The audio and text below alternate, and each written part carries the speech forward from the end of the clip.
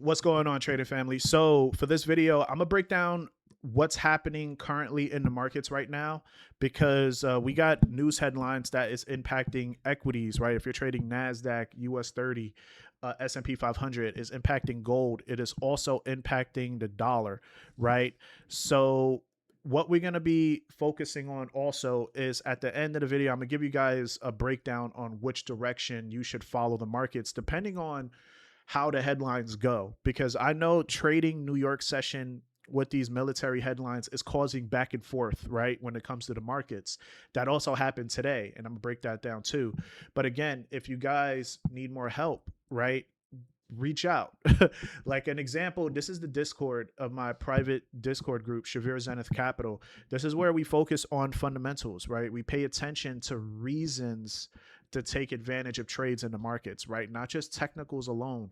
We look at into market analysis. So like an example is if we get a headline that come out, if I'm not only focusing on one pair, I need to see if the whole entire markets react in a specific way towards that headline in order for me to trust in that direction. So this is the stuff that we do. And also when you join a private group, you get a complete full fundamentals course, like hundreds of hours of educational videos that could help you as well to understand everything from a college perspective. And then you'll be able to learn how to trade it. That is the goal, like not just education, but learn how to trade it in the markets. All right. So if you're interested here, just link is also in the bio, or just DM me on Instagram so I could give you guys more information. But what we also have is the VIP. So you see like right here, the tabs to the left is for the VIP group. And then we also have the regular group for the Discord, but you get everything once you're in the Discord. Okay. But right here in the market updates, what we're looking at is because so earlier today, we had the headlines that we saw that Iranian sources, they want to propose a 10-day pretty much ceasefire of strikes. But when that headline came out, we saw an immediate risk on reaction. But the reason why that didn't hold was because pretty much like 30 minutes after, we saw that Houthis is going to impose a sea navigation ban from the Saudi Arabia, right? So this took over the whole markets that Yemen is going to have armed forces. They're going to ban traffic for Saudi Arabia. That's inflationary, especially when it comes to the oil markets, because Saudi distributes like 80% of the world's oil, right? So the fact that that's not going to happen, it causes oil prices to spike, but that's also inflationary for the whole world, right? So that could cause market fear as well, but also cause a hawkish reaction. So yes, I understand that the US markets don't like, why would the US markets care, right? That's the first question. Because what's happening in the Middle East, what that got to do with Tesla, right? Like Tesla, like what that got to do with Google and semi chips, right? Of course, but markets do react with feelings, because if we see that military action is coming across, right, it could cause a risk off reaction, cause market fear. But this is also inflationary, and that's been the bigger problem this whole entire time, is that the central banks from the globally cannot cut interest rates because this war is causing oil and energy prices to rise, which is inflationary. So this is why people seeing price of goods and gas and stuff is increasing. So the central banks can't cut rates while this is happening, and the markets already know. So this is why we're seeing the dollar rise. We're seeing the yields push higher. This is what's been pushing gold lower, right? But when it comes to the stocks individually, the only way I like sells is if it's an inflationary reaction. Like military action, not really that so, but we get some downside movement, but it's not going to be long term, because at the end of the day, this war is still temporary. But what's moving the markets right now is this headline: Yemen armed forces has announced a ban, right? So when that headline came out, this came out earlier in the day, so you could just see like we get access to the news feed, so we get all the news headlines. So we know exactly when a headline comes out, we're not going to miss it. Plus, you're going to get these notifications on the Discord, and then plus we also have Reuters right here. We got Bloomberg in the background with economic data as well, as you guys can see. So this is how we stay on top of the markets, because I know I'm gonna just get a question about that. How you stay on top of the markets? I just showed you right now. Okay, so this, you see like we got the news headlines coming in place.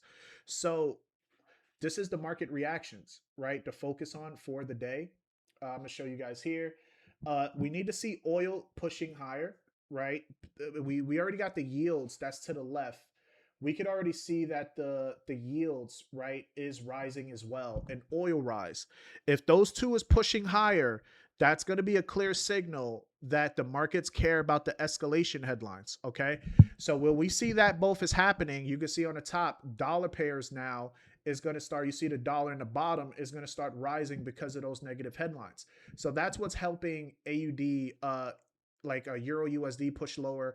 We see that GBP USD is pushing lower. Now we want to see if gold starts breaking below that support of 4,000, and that could be a good idea to see if gold can continue to go lower as well.